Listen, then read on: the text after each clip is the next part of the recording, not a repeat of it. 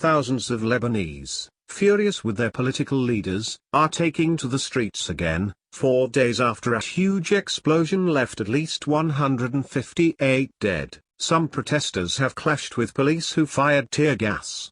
Tuesday's blast at the port devastated parts of the city and has reignited deep-seated anger at what many see as an inept and corrupt political class. The explosion was caused by a huge stock of ammonium nitrate that had been seized from a ship but never moved.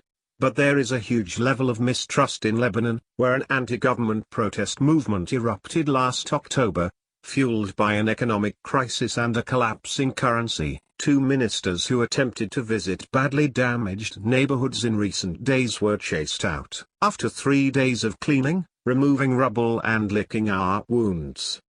It is time to let our anger explode and punish them, Faiz Halabi, a 28-year-old activist, told the AFP news agency ahead of Saturday's protests. A march is due to link one of the most devastated areas near the port to Martyrs Square, the heart of the anti-government uprising that began last year.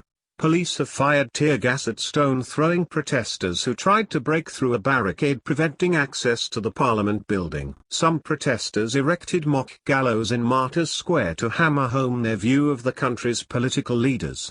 Apart from showing the city's anger, the march is also meant to remember victims of the explosion, which injured 6,000, according to the latest update. Around 300,000 people are homeless. Mr. Macron was mobbed in the streets by welcoming crowds calling for outside intervention as he visited Beirut earlier this week in the aftermath of the explosion.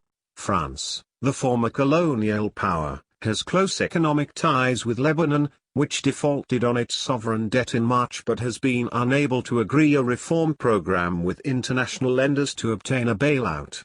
Please check the link in the description for official web page reference.